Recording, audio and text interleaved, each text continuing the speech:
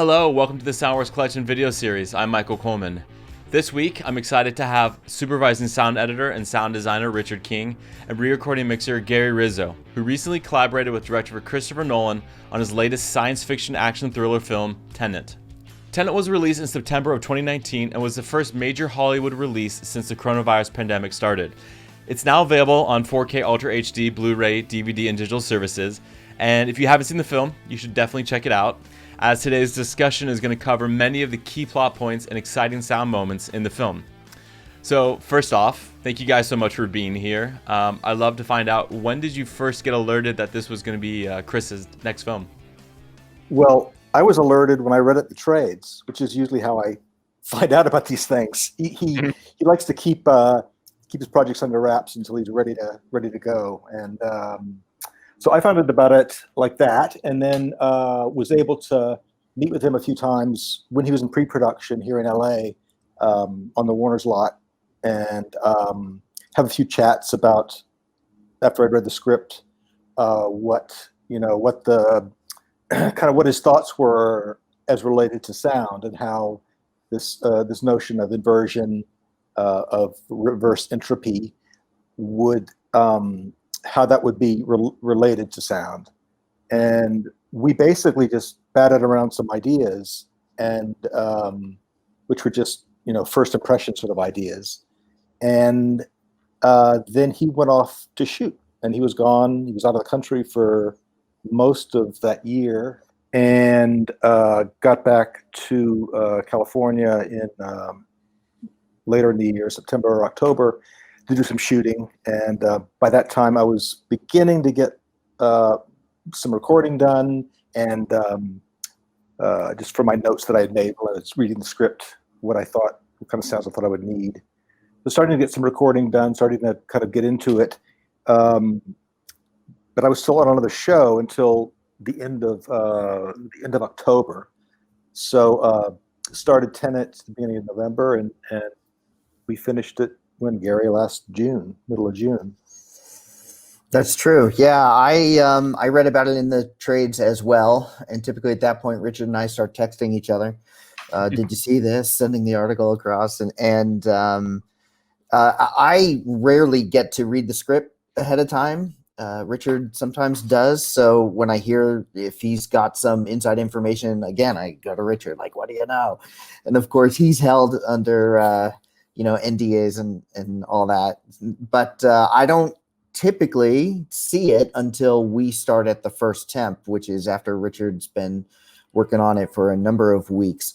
It's not uncommon on Chris's films, while he's still in production, to get an email from the first assistant picture editor to say, hey, here's some dailies that Chris is concerned about, and to take an initial crack at those. And I collaborate pretty closely with our dialogue editor, Dave Bach, who's amazing.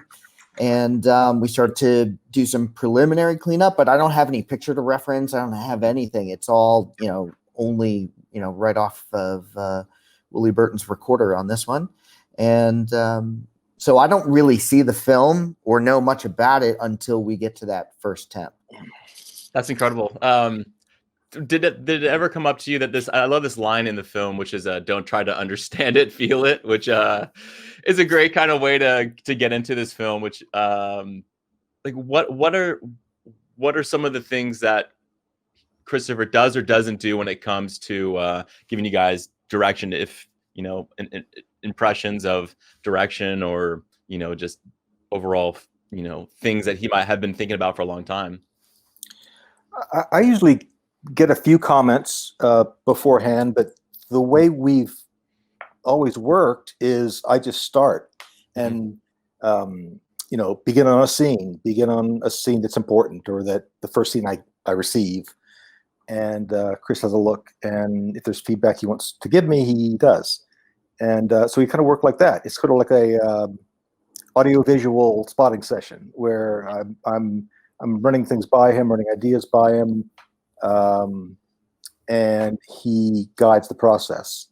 And so by the time we get to the first temp mix, which is probably our single biggest hurdle in the entire process of making one of his films, and the post-production side and sound post-production side. We have a grasp on all the issues. We feel like we have a language. We have a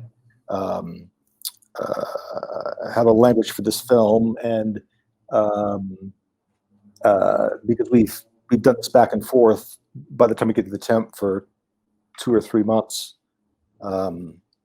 so it's a excellent way to work because it allows me to input my ideas, but it gives Chris plenty of time to either agree or shoot them down or guide me in a different direction or suggest something that would be better. So it's allows him to react to something specific rather than to simply an idea that I'm floating verbally. What about for you, Gary? Because my understanding is what temp dub used to mean before is a little different than what temp dub means in terms of how you guys are working. What's your impression of this process? Why does it benefit how you guys collaborate?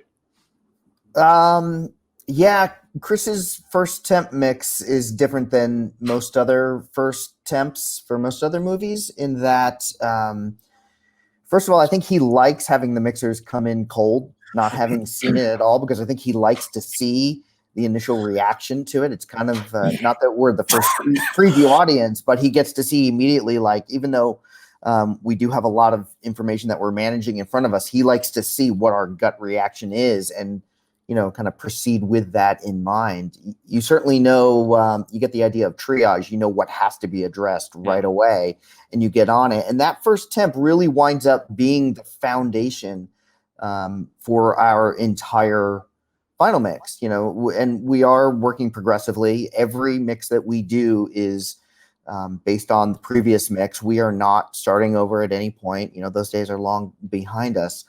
But it's really the first week of the final. The first temp is the first week of the final. And in this case, it was very peculiar because it was in, the second or third week of March that we did it. And right as the world is shutting down, we are in the critical phase of our creative process. And so we're wide-eyed for a variety of reasons. Not just are we looking at, a cinematic piece of mastery that is wildly complicated, but there's also a pandemic that nobody in the room has experienced before. We don't know what's happening. What we usually do with Temp 1 is that it's like a 9-day or a 10-day experience where we go through the whole film in the first 5, and then we take a look at it ourselves. We work on it for another 4, and then, he shows it to the studio at that point. But by the time we got to day 3, word was out that not only is the lot going to shut down, but the world is shutting down. And so, Chris directed us to kind of put the pedal to the metal and address, with the broadest of strokes to get through the end of that week. So at the end of Friday, regular working day Friday, we had a pass of the film and then basically went into shutdown. That's incredible. We got an 8-day temp done in 4 days, and basically, and Chris was really happy with it. Yeah. In your mind, was it like the idea, like, oh, if we needed to, this would be a version? Like, was that ever a discussion? Like, oh, we have a version, or like it was just you guys had to stop and figure out the next step? It was always going to continue, and we had set up. We had already kind of discussed methodologies. We had figured out a plan for working remotely from that next month, following Monday after we finished the temp on, or at least for the next until we could get back to the lot. Yeah, it's been incredible to hear how everyone navigated that moment when they had to figure out the setup. I guess, Gary, you set up a mix in your home. Is that right? Yeah, I've always been a home theater enthusiast. And so I've got a nice setup that I enjoy with the family at home, and quickly turned that around so that it was a much more of a workable environment. I had always been able to do little things in there, but not anything quite like this. So I did a couple of quick upgrades, but we were within. Richard, when was Temp 2? Was it 2 weeks later? Maybe not even 2 weeks later that, there were already changes and there were already notes, and Chris was sending information as to what he wanted to have changed, and new music cues were coming in. And, Life goes on. So yeah, life goes on, and we figured out, we devised a plan. Tina collaborated, our post supervisor, and Richard started making changes from home to the effects mix. He would send me a stem. I would integrate that with updated music cues as well as updated dialogue and conforms, and all the editors were in on it, and I would put it all together into a single 5.1, send it out, and it was definitely screened in the Ross Theater. The Ross Theater is the Warner Brothers, premium screening room on the lot with 500 seats. You can social distance pretty well in that room. So Chris showed it to executives that were all in masks and spread out in the room. It went right from my theater right to the Ross Theater. And for a temp process, it worked incredibly well. He was really quite happy. That's awesome. That's great to hear. It just shows that, just when you think you're out of luck or resources, there's always a backup plan that we can devise to keep the show must go on. I don't think we missed a beat. Warner's engineering was great at getting everybody the equipment they needed and set up. They lent me enough gear that I could set up a little studio at home, 5.1 studio. Nice. Andrew Bach, who works with me, my assistant, he's really, I kind of think of a different title for Andrew because he's so much more than an assistant. He kind of, figured out the protocols and, so we just, the following Monday or Tuesday, took a couple of days to get everything set up. We were back editing. That's great. I love the opening scene to every and all of Christopher Nolan's films, and this one is it's no letdown. It is an incredible just set piece. I'd love for you guys to talk about the transition of this tuning up of the opera, which, let me know if I'm wrong, but is there a sense of kind of this, kind of what you did with a shepherd tone approach, where it just keeps building? What was kind of the mood, the tone? What were the elements of setting up this first scene with the opera house? Because to me, every time I watch it, I get so excited because it's visually and sonically just so, I don't know, it's intense.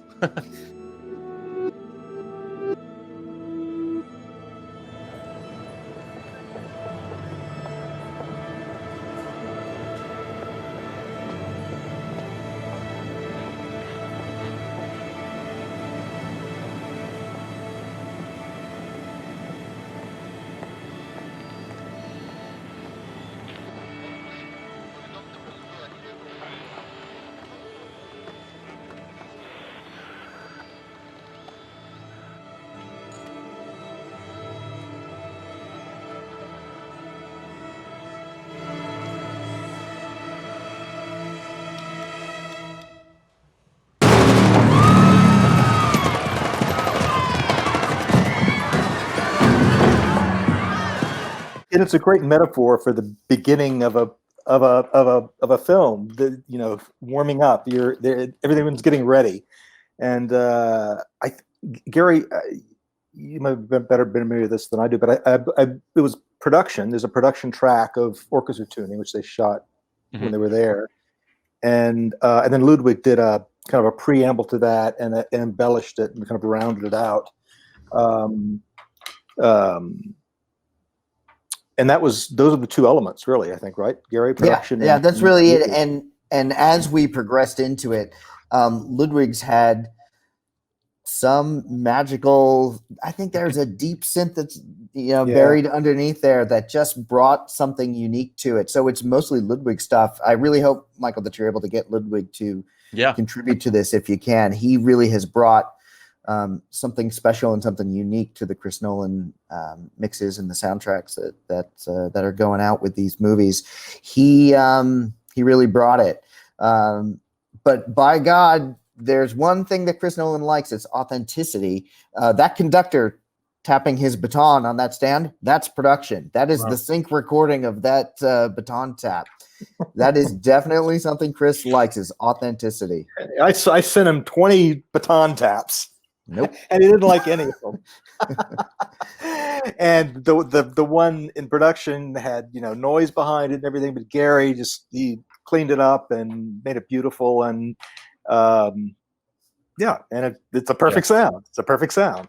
That's amazing. Yeah, that first guitar hit from Ludwig's score, when it really drops, it's just like the brakes have come off, and we're following the protagonist like into something that we have no concept of yet of what it means, which to me is just the exciting aspect of the story. So the first reveal of that reverse bullet shot, I feel like in the opera, it's introducing some mechanics that I think you guys revisit throughout the film. But was that the first time that you guys had to figure out what the reverse bullet and how music was treated and just kind of the world for you guys? Yeah, that opening sequence was the prologue, which was released in previous year, and so we mixed it in early December, and that was kind of the first test case for what later we were going to embellish and build upon, so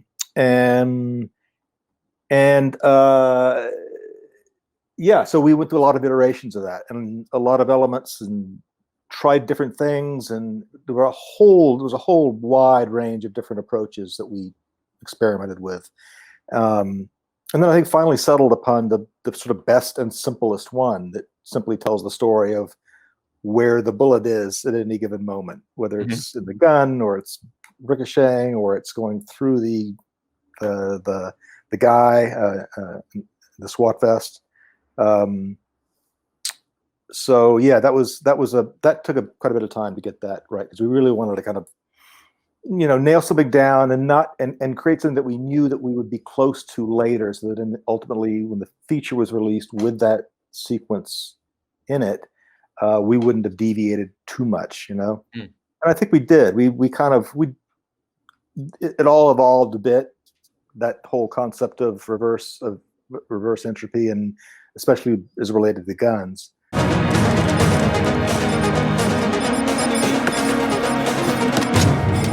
Look away.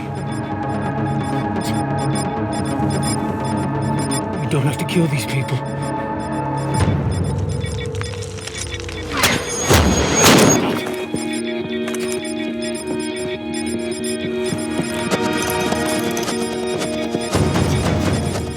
Because you really want the sequence of events to be clearly in reverse, but when you fire a gun forward, it all happens very fast. The mechanics, the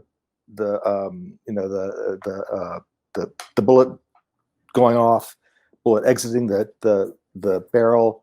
So we had to kind of pull those elements apart, or those sounds apart, and then reverse them or put them in the opposite order. And it was it was a great mind exercise trying to think inverted, trying to think inverted, but using forward sounds. Exactly. Yeah. Is this another John Fasal special, or do you guys where do you guys go to record your guns? I mean, did you go back and do some new stuff, or is it stuff you have? Yeah, we did. Yeah. Obviously, we didn't record them inverted, but we did mostly the guns for the battle scene in the end. Okay. We did a gun shoot with John and Eric Potter. We wanted a real kind of atmospheric feel to the guns. We wanted to go out to the set they were shooting at in the desert, but it didn't seem practical. And we have a really good range that we like to use that has canyons on three sides. It's kind of a box canyon. You're shooting into a box canyon, and within that box canyon, you can get all different kinds of and links of reverberations and echoes. So we did a lot of miking experiments, placing a lot of mics quite far away, 100 yards or 200 yards away, and to capture those reverberations. That's great. It needed to have that sound of a city environment, Yeah. Oh, I forgot to mention too, Kevin O'Connell is the other re-recording mixer working along Gary. How did between the two of you break up? Who was responsible for what? Kevin's great, and Kevin brought a really good energy to the mix. Having been, in every chair that there is to sit in, Kevin brought something special. He did all that back in the day, mixing jets on Top Gun, and I was tickled to find out that he would be collaborating with us. So he had the effects and the music, and I had dialogue. And but I will say that as a crew, it really is one of the most collaborative crews between the three of us, Richard and Kevin and myself, where we are throwing ideas back and forth to each other all the time. So it really is, it's a collective, a really unique collective that I so appreciate that. I find after working on all these movies for all these years, that's when you get the best result is really when you're working with not too big of a group, but you're working with a tight group that really can get along well and has a natural shorthand. And we all have the same goal in mind. And especially when you've got somebody that's as smart as Chris guiding all of us and directing us through it, you get the best possible result. I totally agree. It was it's great to collaborate with Gary. I love working with Gary and Kevin as well. And it all felt very as tense as it could be between the pandemic and work stresses. We had a lot of fun, and we had a lot of. It was a very creative, free flowing. We were always talking about ideas, and Kevin's brilliant at what he does, and jumping back and forth between music and sound effects, and Gary's just the best. He's tenacious at digging out syllables and just cleaning up the dialogue, which is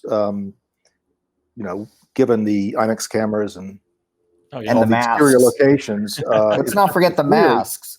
It's really challenging. We'll get into. We'll do a whole master class on it. Yeah, absolutely. Yeah, Gary's the mask guy. Chris is the mask guy. I try to get it out of the mask. So I mean, obviously, like we introduced the reverse bullet, but then like we really lean into it when we get to the firing range, which to me is just chills. Like it's that moment when the protagonist recognizes this is not what I expected. This obviously is something bigger than anyone could imagine. What was it like having the second chance of now really spending time being patient? Because like the sound in that gun range to me is unique, and it has a special kind of approach to it too. Yeah, well, again, we want to reverse engineer the events of firing a weapon, ending with almost like a punch in the hand as the bullet seats back into the shell casing of the gun. Aim it and pull the trigger. It's empty. Aim it.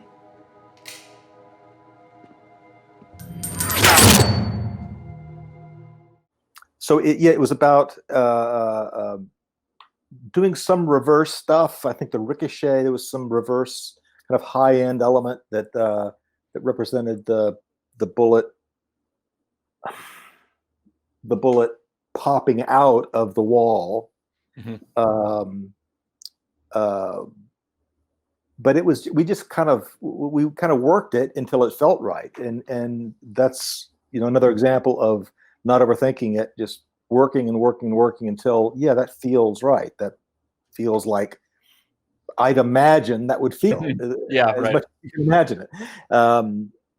That was the time where we really had to kind of orally explain what was happening, as well as the visual explains it. But we wanted to, make that as recognizable to people as possible. Exactly what the sequence of events were.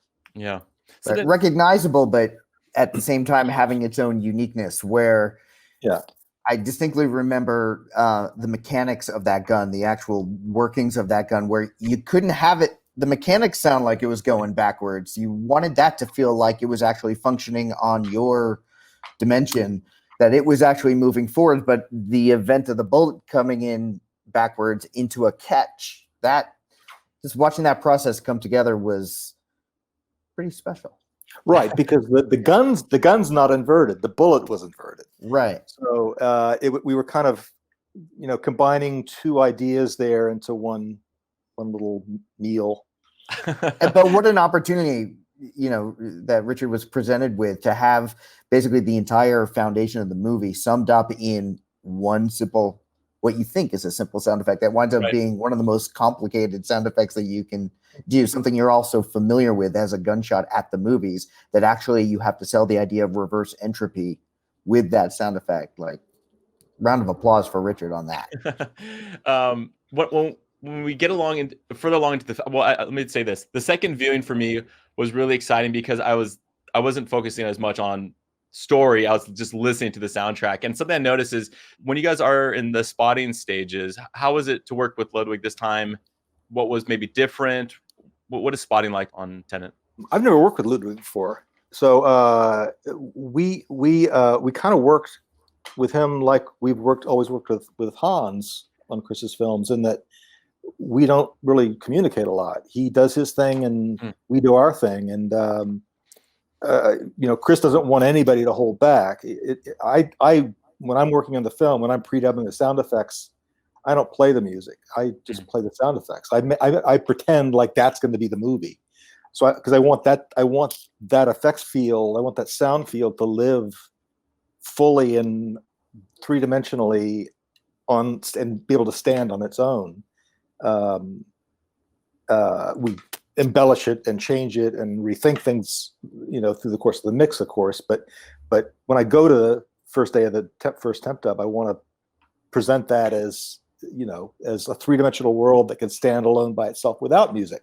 Ludwig's doing the same thing, I think. So that seems to be what Chris wants. He wants everybody to bring everything they got to the table, and he likes to keep hearing the world through the music. He doesn't like to kind of push it too far into the background. He likes to still feel that sense of reality and production and sound around you, sounds of the world.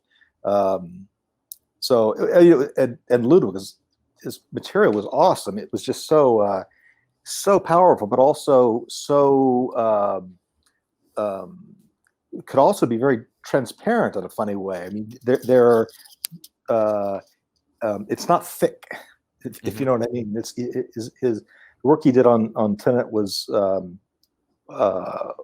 just driving and so exciting. And the first time we heard the music for the prologue, it was just knocked out. Yeah. So good. Yeah, I found that Ludwig's music certainly had a breath to it. It had a set of lungs where it would certainly hit, and it would hit big, but then it would come back, and then it would hit back again, and then it would tuck back again. It would certainly, it felt like its lungs were moving as we were going through it, and the dynamic translated incredibly well. And I think that's part of what allowed a lot of the sound effects as well as the dialogue to kind of coexist nicely. I know that there's between all the vehicles and weapons and screaming, to get all that to coexist is the inner workings of the mix sometimes can feel mundane. How do you get all these things to complement each other as best as possible? And that's part of the mix process. We're making all these decisions to try and figure out what communicates the story best, but what keeps the right level of energy and enthusiasm where we want it, and make it sound cool at the same time, as well as intelligible as possible. And Ludwig's material really had a naturally complementary element to it that allowed this coexistence of all these other elements. That's great. It's something I'm interested to understand is, you've had a long relationship working with Alex Gibson, your music editor. And is there a certain, from what I could tell from listening to some of the interviews with Ludwig, is would he be delivering you guys stems or long pieces initially and then figuring out places where they go? Or was it the intentional kind of figuring out, set pieces of it? Like, yeah, I guess how much heavy lifting is Alex having to do to understand kind of how things are, the ebb and flow of things? Is it locked, or is it a lot? Interpretation? No, a lot. Okay. He and Chris build from pieces.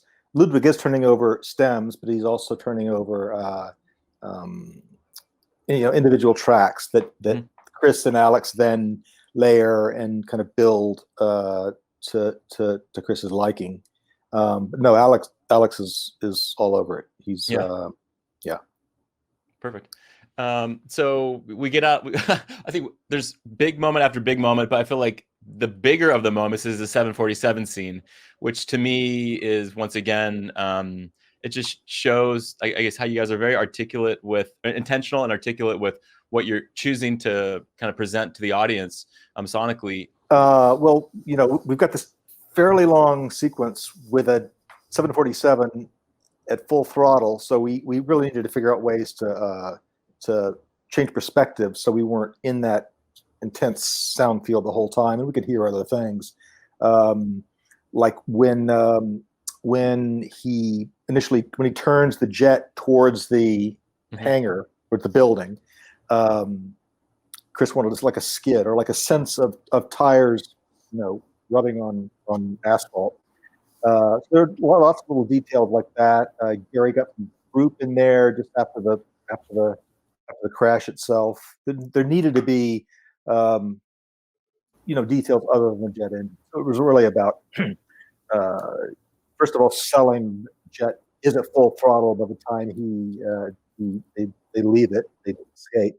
But also to make it super intense and scary, but also find ways to carve out moments where you're a little bit back from it, where some of the jet's lower, or it's a different sound.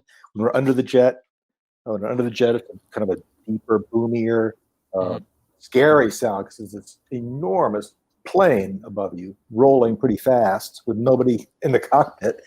So, Chris just wanted to make this seem like a completely out of control situation, which they shot it practically. They shot it, with a real plane and a real building and real cars so as always in Chris's films with sound, we're just trying to keep up to the imagery because it's so, what he captures is so amazing and so impressive, silent. So, we've always got our work cut out for us, and we're not fixing things that need to be fixed. Like happens sometimes. You're really striving because the benchmark is so high. Yeah, Michael, I don't know if you got a chance to see the film in IMAX or not. I know I didn't, unfortunately. I'm waiting to go back. Yeah, that shot where the plane is coming at you and the nose of the plane comes as close as it does is absolutely stunning in IMAX. And for Chris, the IMAX release really is the premiere release. And so I think in his mind, at least I know I try to hang on to it. It's like, how is this going to feel when we're in IMAX? And I find that when you're in IMAX and you're doing a scene like that, no matter how big and loud you think the scene is, when you get to the IMAX theater and you see that proper projected image, you can't make it too big. You can't make it too overwhelming because that image really is powerful in IMAX. And so I think that playing that big of a dynamic and playing the perspectives within that dynamic is partially what makes that scene work. Whether they're opening the port on the plane and a different air is coming out of it, or whether it's the turning of the jet, or whether it's people outside as they're panicking, it's all these different, the specificity of some of the perspectives within that enormous dynamic, especially presented in the IMAX theater, really helps make that the magnitude of that scene what it is. I was ready. I'm in the Bay Area, but I looked when it was out. It was like you can go to Arizona or San Diego, and I was like, "Oh boy, I don't know. I'm not sure if I'm ready for a road trip quite yet." I was thinking about it. I was talking with my friends in LA, but unfortunately, I just had to see the home Blu-ray version, which was fine. Like I have a nice Meyer sound system here. Like it was loud, it was good, it was everything that I was hoping it could be. But yeah, obviously the IMAX experience. I love that he's shooting more of his films now in IMAX. It's not just kind of like these handpicked. I felt like this movie was no exception, that he really leaned into IMAX a lot more than he typically does. So that was exciting to see. All IMAX for 65. 65 too, yeah. Yeah. I mean, it's great for the image. It's horrible for the production mixer. He's trying to not record the sound of that camera, but yes, and you get the payoff of the image. Mixer. Yeah. So another component of this film is these turnstiles, which to me the second time around, listening to what you guys did with them was really interesting. So I'm curious to understand maybe how you guys navigated the sound of the turnstiles, because they're a huge story, vehicle. So yeah, what was the exploration on that? The idea there was to keep it simple because we didn't want to draw attention to it to have people start thinking about what's going on inside of it. Like it's maybe just some big electromagnet or something. Yeah. Like there's no like complicated set of circuits, or it's not like a sci-fi kind of a time travel device. It's just meant to be something probably very simple internally, but so powerful that it has to be controlled inside this rolled steel, this gigantic heavy rolled steel space.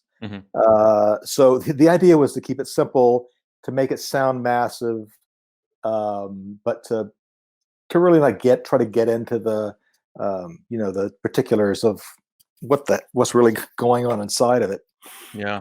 One of the components which I really enjoyed what you guys did was with the fight. The first time you're introduced to the protagonist getting attacked by this guy was what you guys chose to focus on, which to me was like grunts and vocals, and the impacts were more subdued. So what was the decision there in terms of how you wanted to was that production audio, or was that looped? Like, yeah, how do you guys choose those scenes, those attack scenes? Well, the grunts and the efforts were a bit of a combination, but more production than anything else. Okay.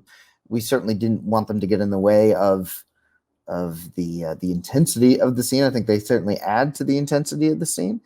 But I think that the impacts were very strategically placed. Every grunt and effort was strategically placed, and also taken into consideration was what was happening 2 reels later when we see it happening in the other direction. We tried to be, again, authentic with how both of those scenes play, because inevitably somebody's going to play these scenes reverse and check it and cross-reference it to the other one. And like, that's part of the fan base is going to do that. So we, certainly trying to keep it real. I can't say that we necessarily intentionally were holding efforts or impacts or punches back. We certainly were going with the dynamic of the scene and what felt right in the moment. And that's a lot of what mixing is. And, I worry that it makes interviews like this less exciting to say, where we just kind of like, we feel it out. We really have to go with our gut. And that's why we do these weekly playbacks, not to evade the question, but we typically go through an entire pass of the film, focusing on the scenes that Chris wants to focus on between Monday and Thursday. And we screen the movie every Friday morning, top to bottom. And it seems like sometimes we feel like we're rushing through to get to this Friday screening. But what's good is that you can keep your eye on the big picture of what's working and what's not working and what is improving. And you can see the spots that need more improvement than other spots. And I think that sequence was certainly one of them that we knew we wanted to be authentic, and we wanted to be effective with the magnitude of the punches, the impacts, the guns, and the efforts all together. Sometimes you're seeing forward shots, sometimes you're seeing backward shots, and it's to put together to make it seem like it's one linear piece, and you want the sound to complement that and convince that. And, we're kind of going with our gut. Yeah. It's a feeling. You're don't try to understand it, feel it. Maybe. Gary did work really hard on that sequence and getting the order of the efforts, and also who are you listening to? You worked really hard on that, Gary. And certainly when they're down on that open garage door and he's got the masked man down and he's poking the gun into the wound in the shoulder and all that, I really enjoyed collaborating with Jennifer Lame, our picture editor, with that. We scrutinized that endlessly to make sure that was absolutely right, that where each little bit was placed so that it worked in both directions as we were doing it. Is the picture the same on the first version as when we returned to it? I feel like, was it changing perspective camera wise in terms of? Yeah, it's different. The picture cut is different, but I think that's what made it that much more complicated. Was to make sure that the soundtrack actually worked. Not only did it work as you're watching the movie, but it worked when somebody from the fan base plays it backwards, that it works relative in comparison to the previous iteration of the scene. Same thing with the Red Room, Blue Room. Red Room, Blue Room, I jokingly say is the most complicated scene of two guys talking in cinema history. It's just two guys on two different sides of the glass having a conversation that happens twice, and it's wild because it's a slightly different conversation in the other direction. But knowing that somebody from the fan base is going to play it in the other direction, it has to work both ways. Yeah, that's a great point. Yeah, it was something that I actually enjoyed the second time watching in that scene, turn the subtitles on and seeing what was going on, because to me, those subtleties are really well thought out, and they're placed there for a reason. There's nothing on screen that is not there for a reason. So yeah, it's been really enjoyable to kind of comb through scene by scene and obviously getting a better perspective on it. Well, Gary had like three perspectives on each side. There's the sound coming out of the actor's mouth. There's the in the room. There's the sound of the other person coming through the glass. Plus, there's the sound of the other person, the other character on the other side of the glass coming over the PA speaker. What's the fourth one? There's four. Well, it's the PA on both sides. Yeah, two each, right. The PA on both sides, and then the literal on both sides, and it's happening on both sides of the glass, red and blue. So, but what's coming over the PA is staggered because it's been reversed by his little app on his phone. So it's offset just the correct amount, just the proper amount from the bleed through of his live inverted voice coming through the glass. Yeah, it was that when Gary and Jen were working in those scenes, I just had to leave the room after a while because it was just Mickey House. It's going crazy. Right. Yeah. Chris would joke. He would say, after we would finish working on it, do you need a nap now? Oh my God. Every time I feel like you can step away from it and come back to it with fresh ears and still just be not overwhelmed. It's just, there's so many creative choices you can make about how you attack that. So I love where it landed. To me, one of the kind of incredible moments was with the sailing scene with the F-50s, which I'm sure. Well, let's just start with them in general. From what I read from the sailors that they enlisted from these guys, these are fast boats. These are not slow. And so, just to shoot it was technically challenging. What did you guys find from the production standpoint and, what you're presented with of it? Maybe Gary, start with your dialogue. Well, the dialogue was, it was tough. The dialogue was a tough environment for anybody and everybody, tough for the actors, tough for the camera crew, and certainly tough for the sound crew. We lived with those production recordings for a long time. You could look at yourself and sometimes you can convince yourself, I think I understand what he's saying, but then you show it to somebody that hasn't seen it and they're like, I have no idea what anybody's saying. Chris historically has been reluctant to use ADR. He's got a couple of different philosophies on it. I find that often with great actors, and we have a full cast of great actors in this film, they tend to give you the same thing in ADR that they gave you in production. And that's great under normal circumstances. When this screaming loud environment is hard, you hope that they're projecting. And I think that John David did a good job when he came in. And but what you can't do is not make it feel like it's in that scene. So, and I'll say some of the lines are still production that are in that scene. So of course you have to make the ADR sit in and match with the production bits and hopefully get more of the intelligibility through. So, there's a variety of, tricks through EQ and as well as, moderate fuxings to make it match those radio mics that they were actually wearing, so that we could use both the production and the ADR. A challenge for sure. The fact is that they're also talking about some really complicated story points, material. Yeah, they're talking about, this material that was stolen and where it was stolen from, and a lot of information. A challenge, certainly a challenge. That might be, I hadn't really thought about it, but that might be one of the most challenging dialogue scenes I've ever had to encounter in a film, where you have to use some of the production. You just have to. Richard, for you, the sound of these ships, these F-50s, where did you go to source it, or how did you guys even approach it? Because the sound of them is very unique. They're stealth. Well, production dialogue aside, they're kick-ass boats. They go up to 50 knots. They're amazing, and there's only a few of them in the world. We couldn't. It's not a thing you can go out and rent or even talk your way on board. These are boats that are raced year round, and when they're not being raced, they're being rebuilt. They're incredibly expensive. So I actually hired a recordist when they shot it to go down to the set and in the background, without getting in anybody's way, collect what we needed. And I hired Elam Hoffman, who's UK-based sound designer and recordist. And he kind of ingratiated himself with a crew, and made friends with them, and got some great stuff.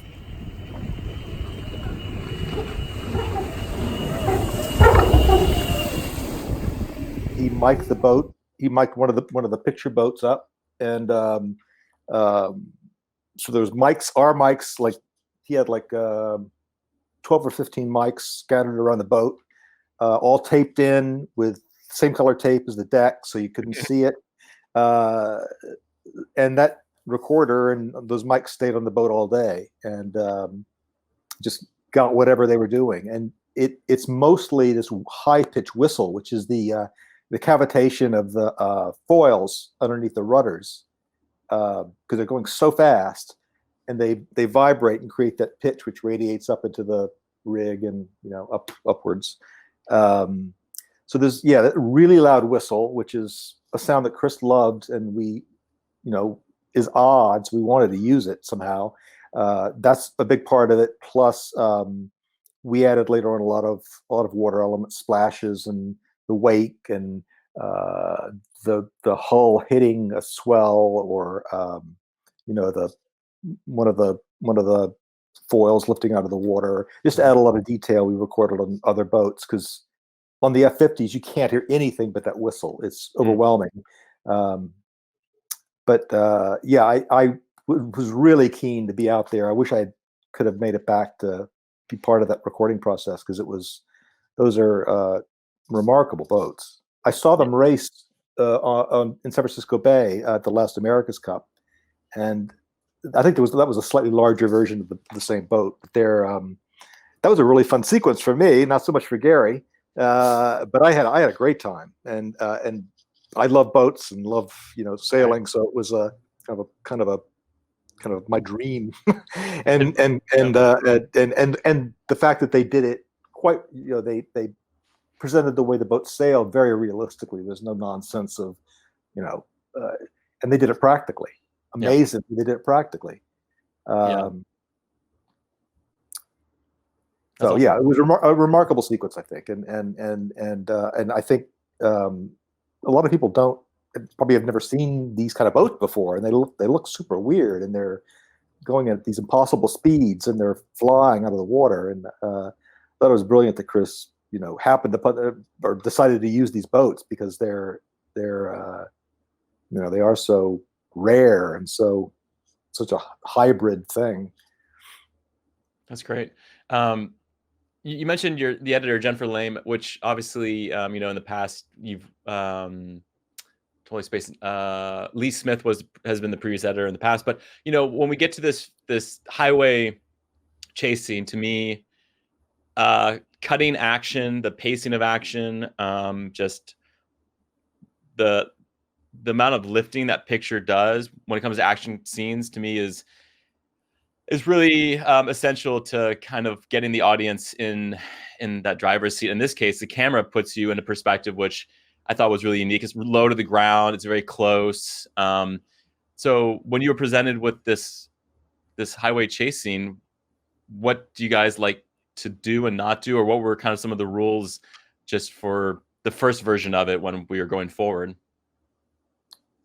Well, we wanted to cast each vehicle correctly so that the BMW that John David Washington's in and Robert Pattinson is just sounds cool and fast. So we used an M5 that had been supercharged to give it a little more beef. Got some great stunt drivers and cast all the vehicles, the Audi that the Sator's in, and the Saab that the protagonist drives later. Cast them for sound, and got awesome stunt drivers and a great location, and just made all of that as exciting as we could.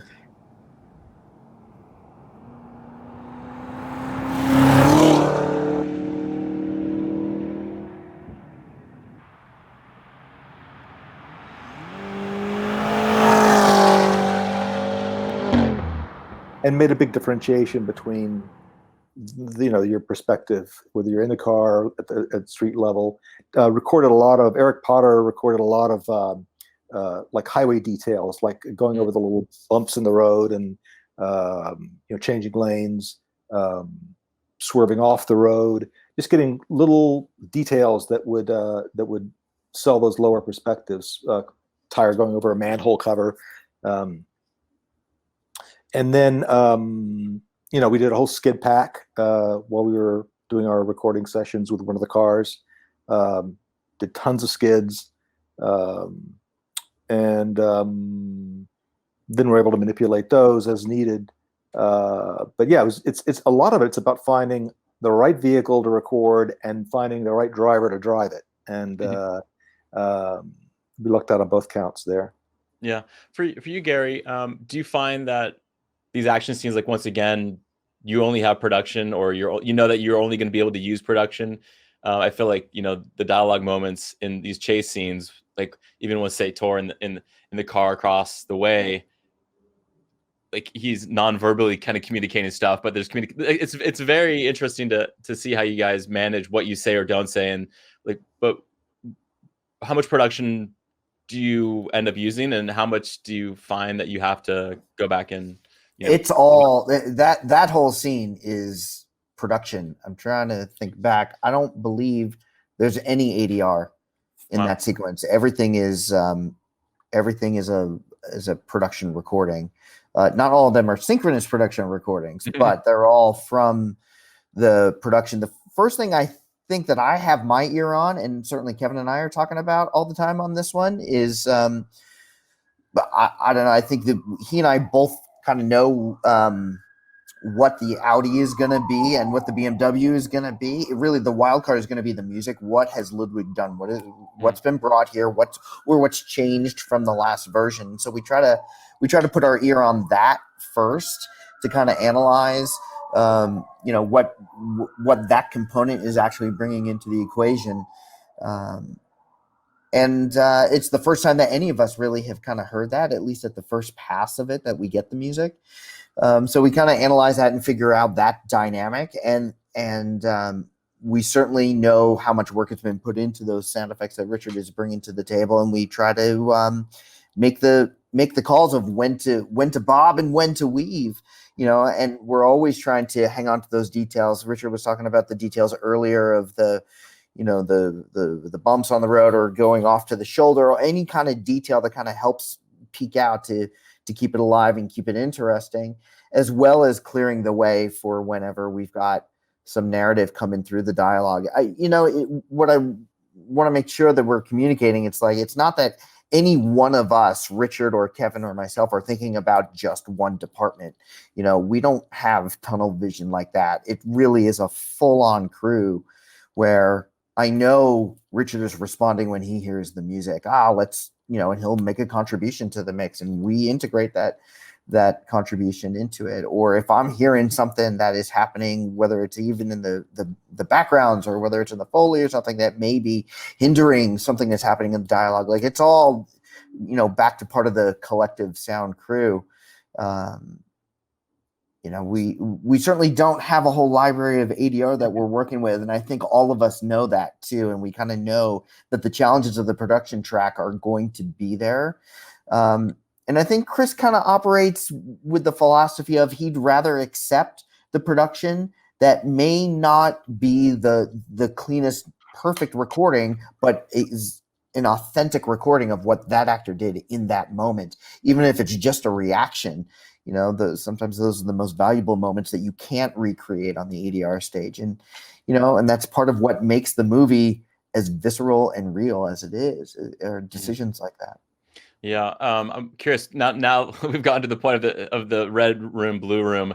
On the page, on the script, does Chris already have an idea of how he wants to represent that, or is it an opportunity for discovery for you guys to kind of throw out some ideas? Like, how much did he have in mind versus what you guys ended up going with? When I first saw it at the first Temp, well, my gut instinct was I didn't know what the heck was going on. Like, what is this scene? Uh-huh. Again, I hadn't seen it before the first Temp, but he took a minute. We stopped mixing, and he explained what his intention was and what he really wanted to hear, what he expected to hear in terms of the design of it and the decisions within, this PA. He didn't give the specifics about what he wanted the PA to sound like. He said, this is the PA playing on this side of the glass. Then there's also the PA playing on the other side of the glass. Like, he gave me the margin to make that sound like I would want it to sound. And there was some significant experimentation that went into that during that first Temp. And I did feel kind of hurried because there was a pandemic coming at the same time. So, at the same time, it was like you had to build that structure in early to communicate what the heck was happening in that scene. But he did give me at that first Temp the margin to do it and to experiment and to dial it in and then to present it, which was great. I don't always get that opportunity. Mm-hmm. But it happened on the dub stage. We did it there, and it did mature as we got into Temp 2. Temp 2 and Temp 3 happened remotely, but during the final mix, it did continue to mature. And of course, the internal editorial of it, Jen and I scrutinized to the nth degree to make sure of its authenticity and its, that it would play in either direction. Inevitably, somebody was going to do it. I haven't seen anybody do it on YouTube yet, comparing that forwards and backwards. I'm kind of surprised I haven't seen it, but they will now, Gary. Yeah, you just opened the door. Yeah, right. So, Richard, for you, I feel like when the audience experiences the first time that the protagonist goes to the turnstile and is now going back into the past, with the mask on and the reverse seagulls and the world and everything we know is backwards.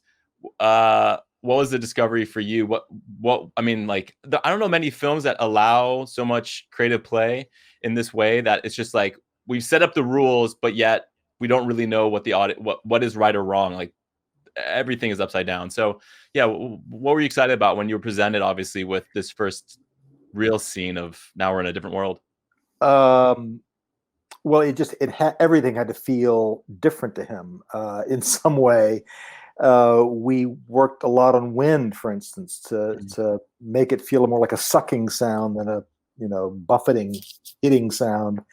Kind of limited the actual reversal of sounds to a minimum. I think the tugboat horn and the parts of the seagulls, although even the seagulls weren't necessarily reversed, they were just manipulated in such a way that they sounded like an echo of the real sound in a way.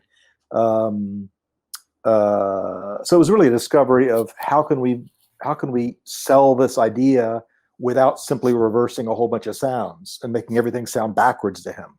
Mm-hmm. So like the car skids and the Doppler horns from the other cars, all of that was just, that was really, we just, Gary said earlier, we just felt our way into it, and it was just about, working and working and working, and push and tinker, and and rethink, and until we kind of feel like, yeah, that's fresh and interesting. That sells the idea.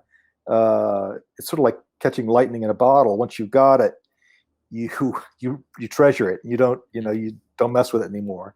And there were those few moments, and then there were moments, lots of moments, that we just always felt could be better and better and better, and always kept refining and tinkering with. And but that sequence from the moment he walks out of the warehouse needed to feel like some sort of new beginning, like some sort of, we're in a different movie almost. We're in a different perspective on the world, and so it was exciting to work on it. And well, so even his foot into the water to me was intentional in terms of what you're presenting, what you're what you're hearing. It's very subtle, but listening to it, you're like, oh, okay, this is not what not what you expect, with picture and sound. Yeah, and he again, he shot all that practically. They figured out how to run the film through the camera in reverse, and so it's not a visual, it's not a an visual effect or anything. It's all on set.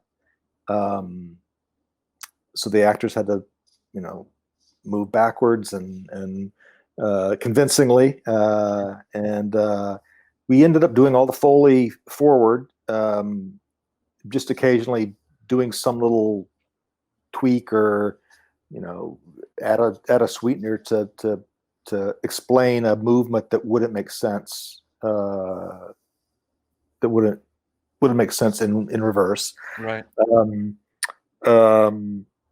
But yeah, all of that inverted stuff, we did.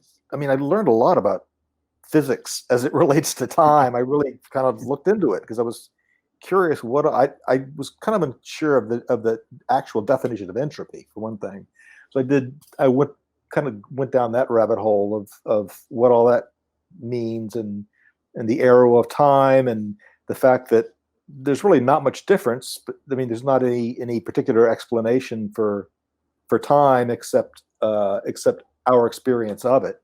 So things could run in reverse or forward, and it wouldn't really make any difference. It could work either way, in reality. So started out with sort of a accurate concept of how this world might sound, but then just went for what felt right, and what felt right, and what sort of fit within this kind of loose intellectual framework that we had concocted to to think of the way as a way of thinking of all this. Yeah, it was pretty clear pretty quick that just reversing some of these literal elements wasn't going to cut it. It wasn't nearly as unique, and it didn't evoke a sense of pure mystery that we needed, I think, in that first exterior. When you're in that world, you wanted it to be familiar but incredibly odd at the same time.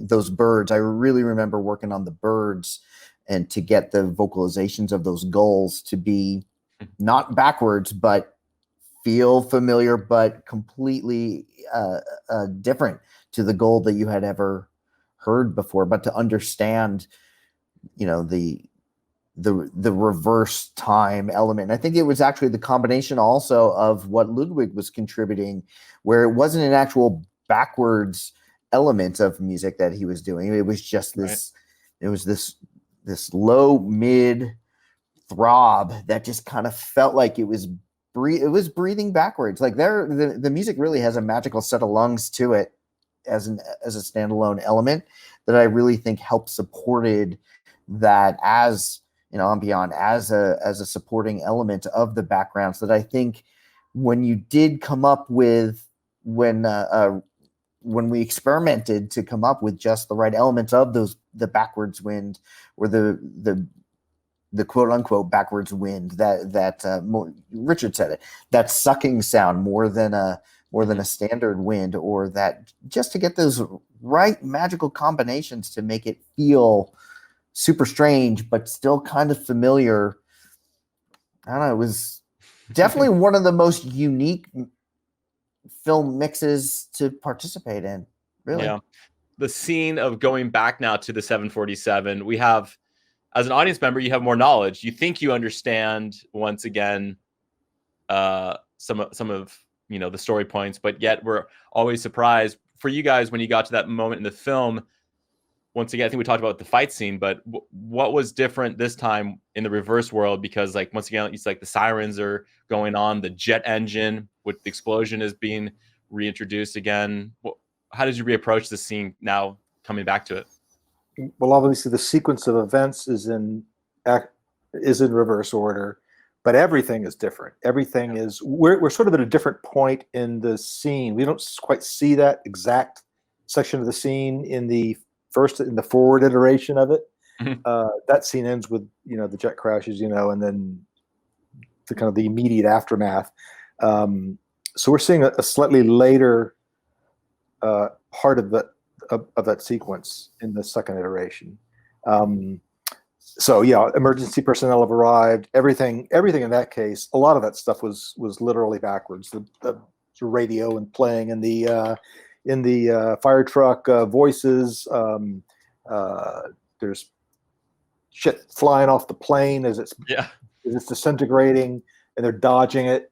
And then there's this incredible score. This really exciting score that opens up when they open the container doors and go out.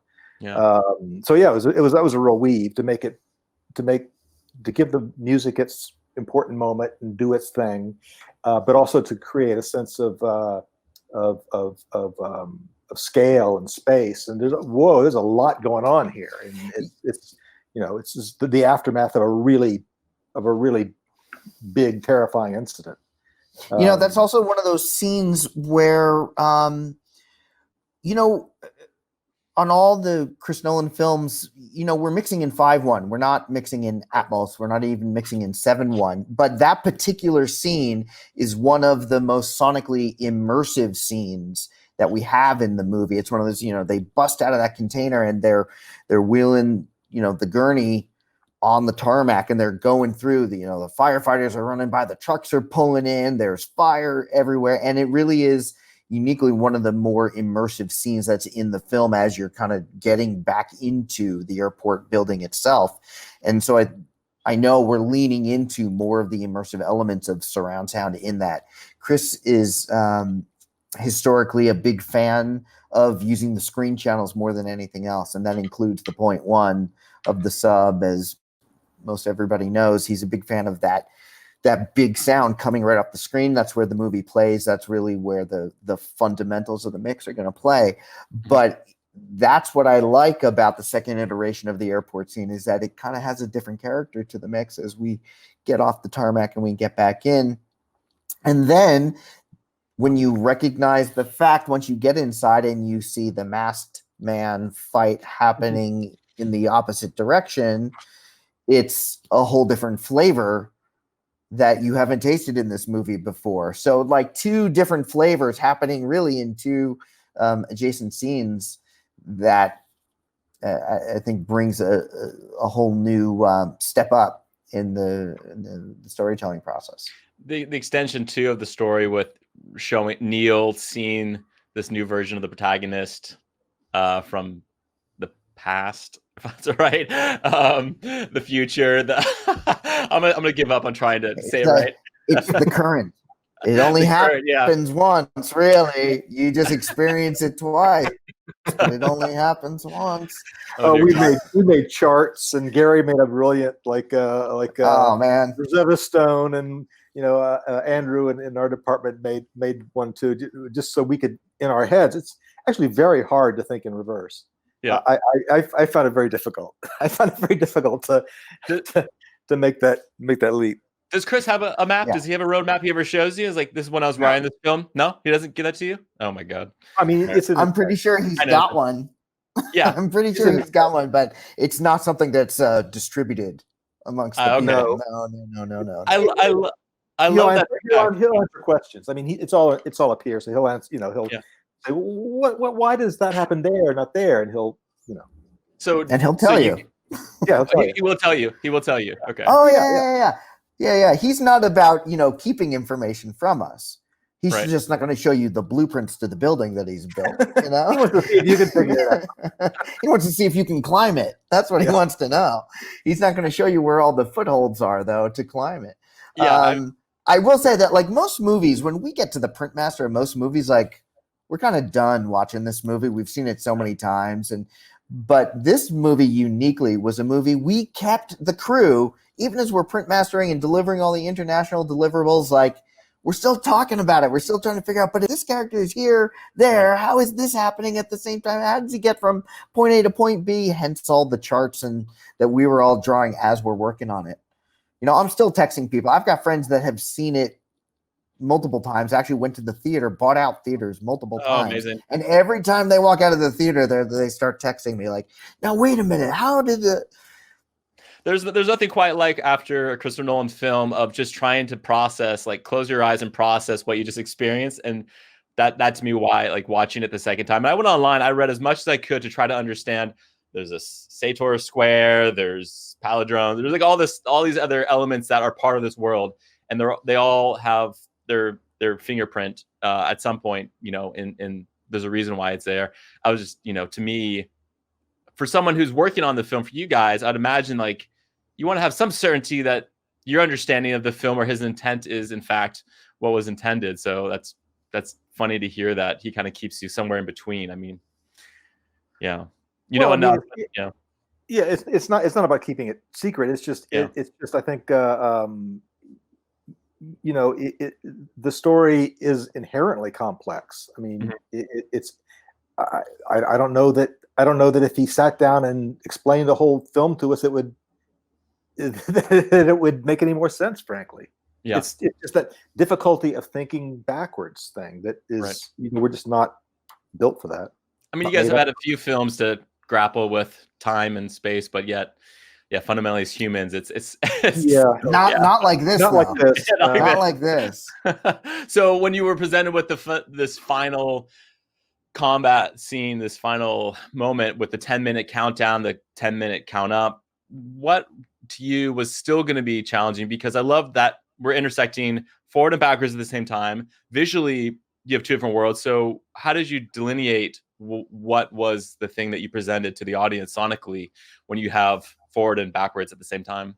Well, they're intercut. The two perspectives are intercut with each other. There's backwards people running in the forward scene, and there's forwards people running in the backwards scene. Yeah. So we tried to make it as clear as possible, and we did some.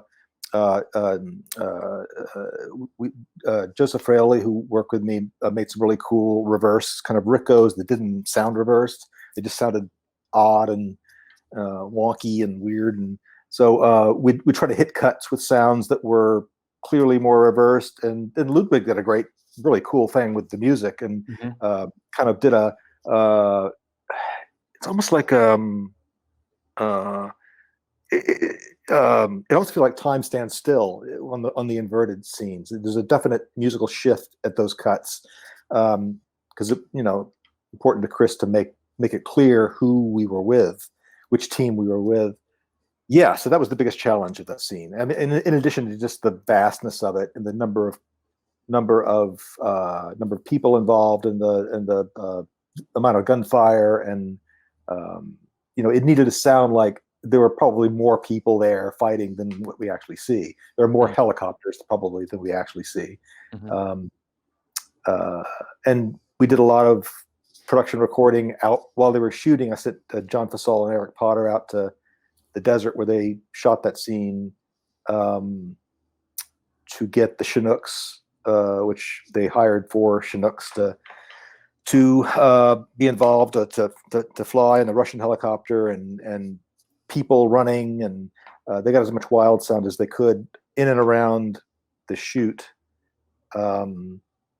but yeah, that was the single biggest challenge of that scene, is differentiating between those two, making the inverted sequences sound really interesting and inverted, and like we've talked about before, not just reversing stuff, but making it sound, and then they did some really cool visual tricks. Chris does very few visual effects, but he did, like, when the inverted team is running, the foot falls in the sand kind of flies back into their feet. So we just tried to affect things like that would point out whether we were with the red team or blue team. Yeah. And so, Gary, for you, production track wise, what were you presented with? Well, like in almost any other scene, you got to figure out what the most important element is. So whether it's a forwards piece of production, or whether it actually is a reverse piece of production, or whether it's a loop group that is clearly performed naturally versus an inverted piece of loop group, whatever it is, you kind of got to figure out what is the important element to communicate either where we're going, what's happening, what direction we're moving in at any given time. I mean, that's part of what the mix job actually is, support the narrative and support this story and get it as clear as you can by choice of focus of sonic element. And so it was a combination of everything other than ADR. I don't think there's any ADR in that scene, now. So every time they're in a mask, that is a synchronous mask recording. Chris loves his masks, and he loves the real performance, for better or for worse. That's what it is. And, collaborated really, even remotely, with Dave Bach. We had lots of options and lots of different production alts for every line. And almost every time we went with the sync one, because that's what he really did in the moment. So yeah, the masks, and, I don't know. I've never put reversed loop group into a movie before. Yeah. So, and props first for everything.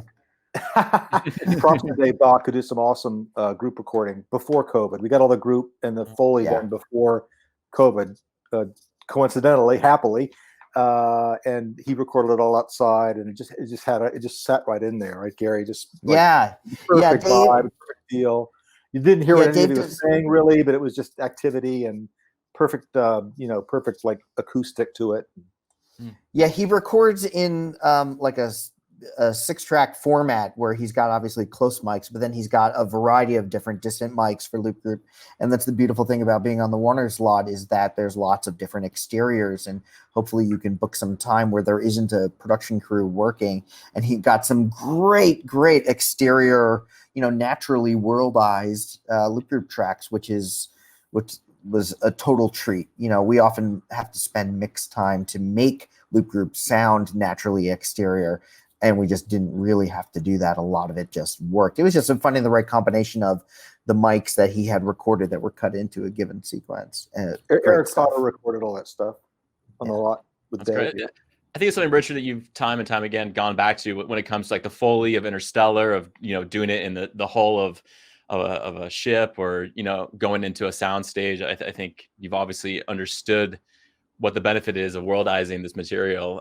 So that's great to hear that it's still an effective approach. I think it's a good reminder for folks of what the benefits are of doing it in real world situations versus in post, and just trying to make it match what picture is showing. So you get so many great accidents of acoustics that you wouldn't get if you thought it through and tried to do it logically.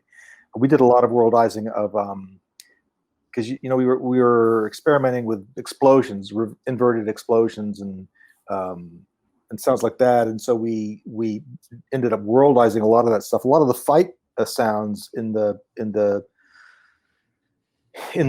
protagonists fighting, that sequence around the jet that we were talking about. We worldized a lot of those hits and punches, and some of the Foley even. Literally worldizing a recording, playing it back over a PA speaker and re-recording it in different spaces, just to get we'd find a space or a hallway with an interesting acoustic or bounce, and I just think those little nuggets of reality that are really hard to create from scratch with a plugin are a guide to the audience that, oh, I'm really there with these guys. They're not trying to trick me with some, phony sound effects and some, reverse punches. They're trying to. It really feels like I'm there. The movement feels real. It feels recognizable, and it's super important to Chris to be, to put the audience in the world with the characters and not really make them feel like they're there. And that's the point of all these millions of little details that we keep putting in to every scene. Every scene in this movie was as difficult for me as any other. There weren't any easy ones. Each one of them was challenging to really bring alive. And that's the reason Chris really loves the sounds of the world and recognizes that that's a way to put the audience, in that world with the characters. That's great. I feel like every time one of Chris's films comes out, there's no one who's quite making a film that fills a frame like he does. Visually, visually it's incredible. The scale and size of everything is something that very few directors are able to do. And I think the task that you guys are presented with, to me, is just like, there's a reason why you guys have had such success, and from being recognized with Oscar awards and nominations. And to me, it stands out because he fundamentally understands sound, understands that it's just another tool that he leans into. When this film was we had the pandemic, and we were knowing that at some point this film is going to come out and it's going to be theatrically shown. Did you guys have to revisit your home, the streaming, or some of these other versions, because there's such an emphasis on the fact that not many people are going to actually be able to experience it in theaters? No, actually, the short answer to that is no. What's on the Blu-ray is the theatrical master. It's just how we've done it now since Dunkirk might have been the first one that we did that way. But Chris really wants people to experience it as close to the experience that they would get when they go to the cinema as possible. And part of that is getting the image right on either Blu-ray or 4K, or, he maximizes every format to make it look and sound as close to the cinema experience as possible. And so we only do a level compensation for home surrounds. But other than that, what's on the Blu-ray disc and what's on the 4K disc, as well as all the formats, like, we don't do multiple masters. What's out there is what's out there. Some people like to do near field masters. Some directors really like that. They want to change it. Chris doesn't really want to change it. He wants it to be what he made for the cinema. Yeah. Richard, for you, what do you find in terms of iterations or different movies with Chris? What's kind of consistent across all the films? What are things that he returns to fundamentally? And when you talk about the sub channel or the use of surrounds, what's kind of a signature thing that he does that's unique to him when it comes to the soundtrack? Well, he wants he recognizes what sound can contribute, and so as a sound designer, as a sound editor, it's a feast working on his films. It's just the best. It's such an awesome opportunity because he really wants to hear things and really wants to hear sounds and really wants to hear unusual sounds. And so and he wants them to be powerful and visceral. And so sounds need to be big and bold and solid. And, there are times for subtlety as well, but the big scenes need to be huge. The scale needs to be huge. Visually, the scale is huge. Sound needs to live up to that. And I would say with him, he wants to avoid the expected and really try to find a new angle sonically for each sequence, and not just kind of, oh, we're in a restaurant now, so it's got to sound like a restaurant. But just find some different take on the simplest things. And so again, for a sound person, it's fantastic because it really makes you exercise your mind in a way that you often aren't pressed to do. And it's just it's always have a fantastic time working on Chris's. Were either of you involved with the 2018 unrestored version of 2001 when he went and did that project for the Cannes Film Festival? Yeah, I was.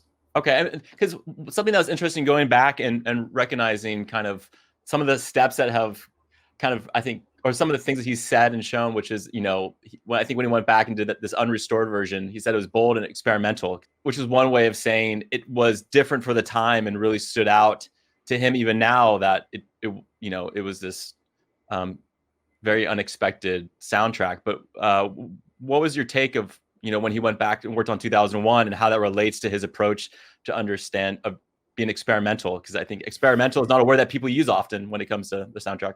Yeah, I mean, I thought that was a wildly educational experience for me. I had never seen 2001 on a big screen. I mean, I had only seen it on TV.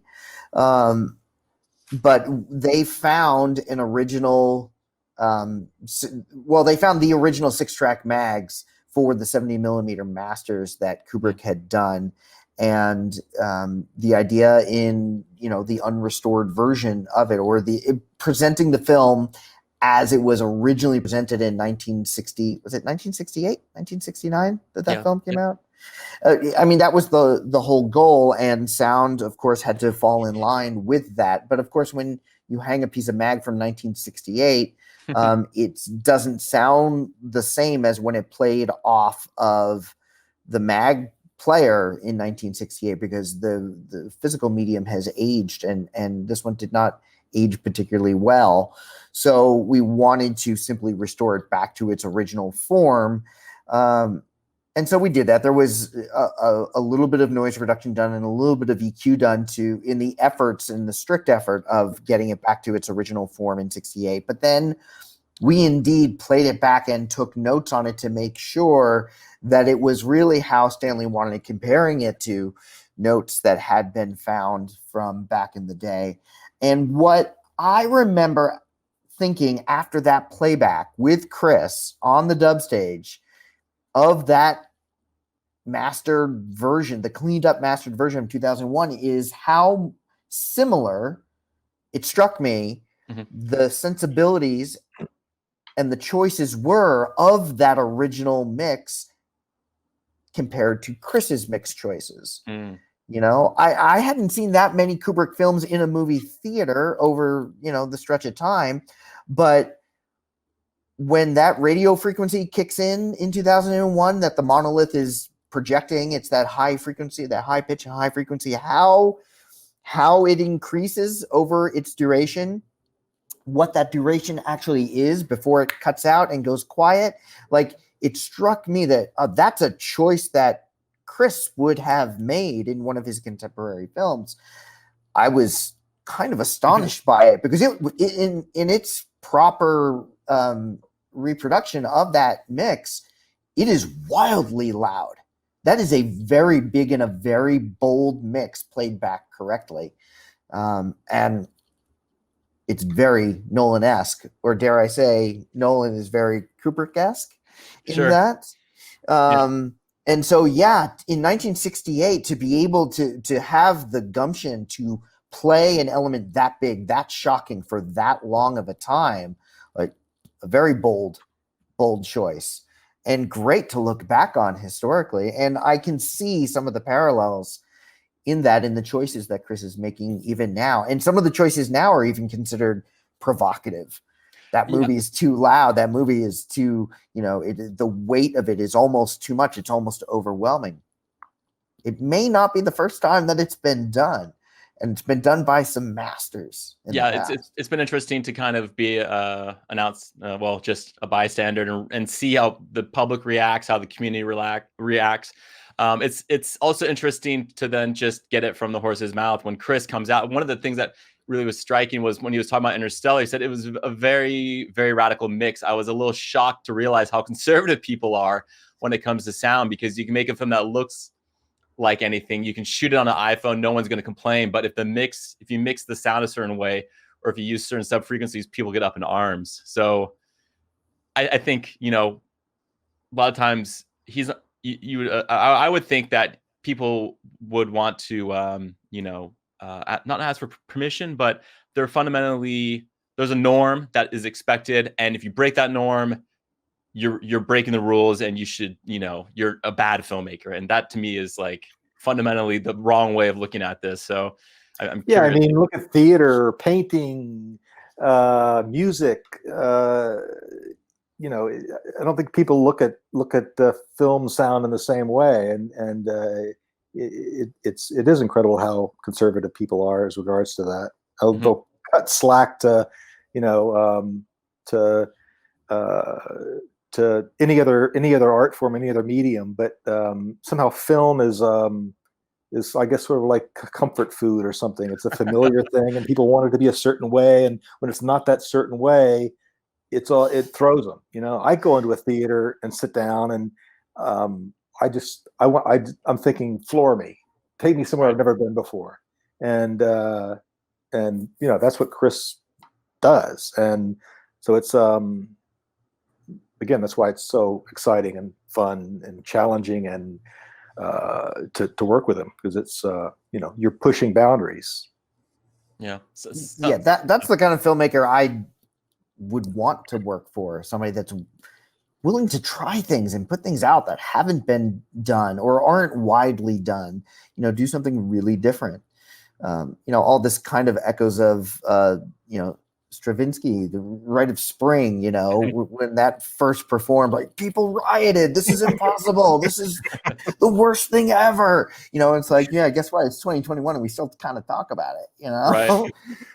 So yeah, the thing that's kind of interesting is, people, when they talk about, if you go into the rabbit hole of reading the internet comments and whatnot, people will say, oh, well, it's playing back 85, which is the standard. That's what we want on, on the Dolby scale at 7, that's 85.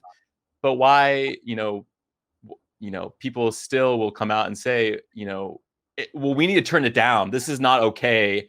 And yet people are making decisions. It's like the filmmaker has made an intentional choice to do something, and someone at the final moment before the audience gets to experience it is saying, no, we actually think it should be another way, which I think is just, when we talk about the, I think a lot of the feedback we've seen from Spielberg and Nolan and a lot of these other filmmakers, when they're trying to protect the intention of the director, it's really interesting to see that it's really hard to control all these variables that are fundamentally out there when it comes to theatrical playback, which is how we want to watch these films. Well, take any kind of controls off the cinema processor. Why is there a volume control on the cinema processor? Yeah, they're remixing the film in the cinema on the fly, and then it probably stays there forever until somebody decides to turn it up or not. Yeah. There's a theory that says, when the little old lady complains, you give her money back. Don't turn the movie down for her. That change it for everyone else. Everybody, because that's not what the filmmaker made. The filmmaker made something so that it affects the audience, so that they feel something in a very particular, calculated way. They spend a lot of time, a lot of effort, and a lot of money to make it be what it is. And all it takes really is one person to say it's too loud, and then it comes down and the whole thing changes once you just give that person their money back and leave it for the rest of the world to appreciate for what it really is. Sound people ought to holler more about this, because imagine if they had a control on to dim the projector bulb or brighten the projector bulb. They'd be changing the DP's work and color temperature and everything.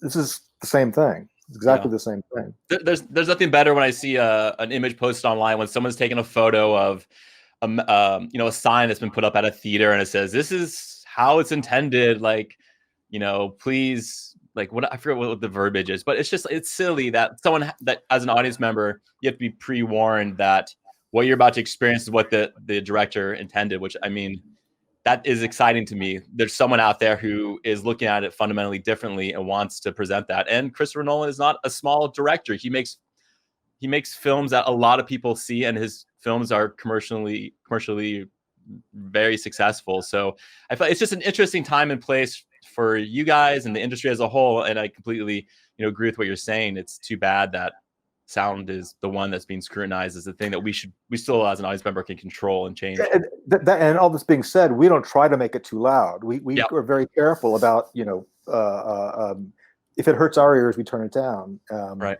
If we can't understand a line of dialogue, Gary makes it work. So it's not like I think there's a lot of misinterpretation of Chris's intentions and kind of jumping to the wrong conclusions. It's a lot of responsibility that you guys have to you have to defend your work when in fact you're representing what Chris is wanting to do. So yeah, it's a hard place to be. I think there's a small percentage of people that are saying this. Right. Most of the comments I get are very positive. Yeah. So I think it's a small vocal minority who have a valid opinion. It's their opinion, but I don't think they're approaching the film and giving it a chance on its own merits. And I think a lot of people are jumping on without even having seen the film. That definitely occurred at the beginning when this was first released. I know people hadn't seen the film, and yet they were already complaining about it. Oh Lord, yeah.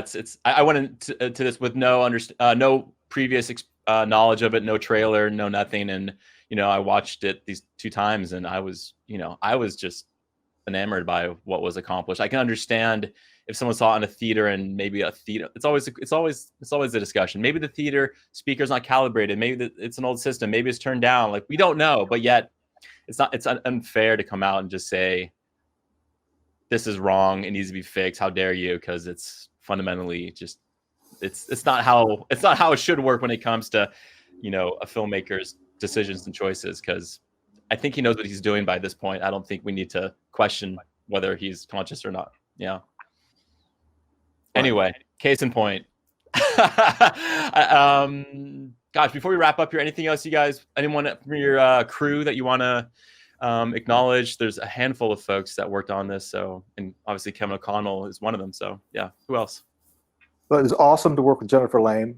First time working with her. She was a great presence on the stage. There were a limited number of people allowed on the dub stage because of COVID restrictions. So, we were like quarantining together really for those 2 months or so we were mixing. My crew was awesome. They rolled with the punches and, all went home and stayed.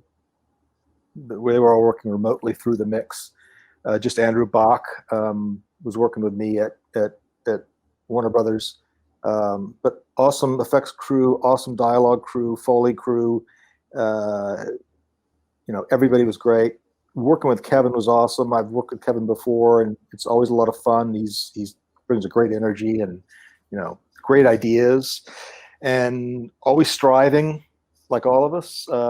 So as Gary has said, it was a very coherent, tight, fun bunch of people, and we were all. I think we were all happy to have something to distract us from the pandemic life for a couple of months. That's true. It was really the best distraction possible. We kept working through it.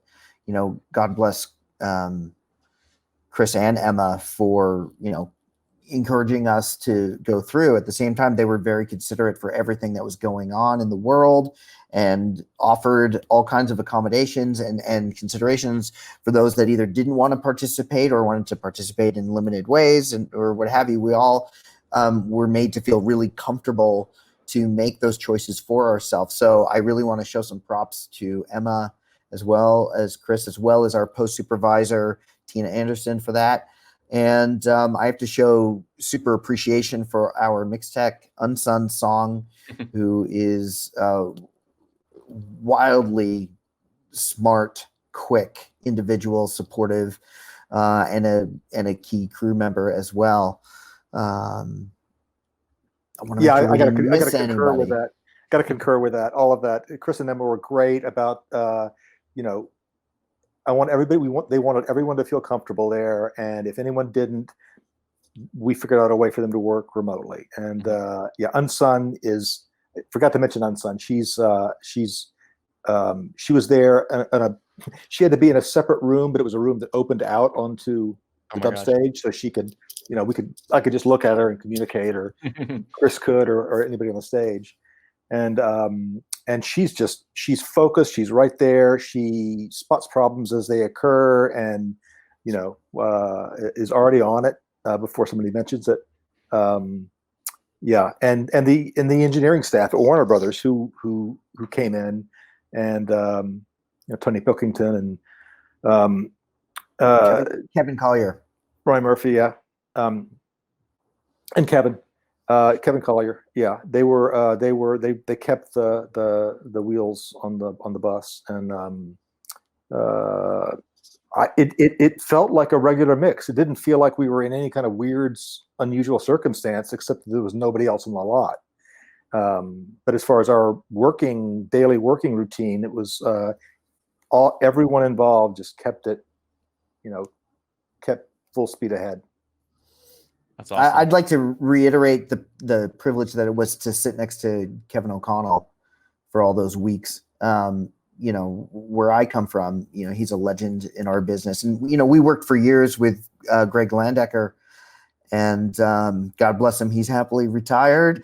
And Kevin was a student of Greg, as many years ago when he was coming up through the ranks, and so a real privilege to kind of have him and collaborate, really, because there's a lot of insight to be to embrace, and a lot of education in that, and a lot of wisdom. And so I really appreciated this whole opportunity for this film.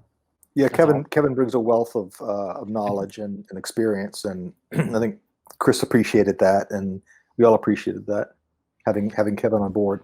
You guys have a lot of smart people in one room, and it doesn't hurt that the story is so engaging. I will most likely go back and watch it again, because every time you go back, there's something else that comes out, and I think I'm excited. Well, maybe it will come out in theaters, maybe at some point in the future when we have a chance to return to theaters. I just feel like what a film to see on the big screen. So thank you guys both for spending this time. It's always a treat talking about what you guys are up to with Christopher Nolan. Hopefully, some people will come away with a few nuggets and a new perspective on the power of sound, because you guys throw some curveballs, which I think are always refreshing. And it's so much fun to watch. So thank you both. Well, when you watch the movie again and you have more questions for us, how did this happen, how did that happen, you text us and you let us know. Exactly. Thank you, Michael. Thank you guys so much for watching. If you enjoyed today's discussion, please feel free to subscribe to our audio podcast and YouTube channel, where you can find out about more upcoming topics and shows and projects that we'll be covering throughout the year. And if you like audio and you like podcasts, then I think you should check out the Audio Podcast Alliance. The goal behind the Audio Podcast Alliance is to help bring more great sound stories out into the community. So definitely check out some of these shows, subscribe, and you can find out more information about some of the great stories being created about sound.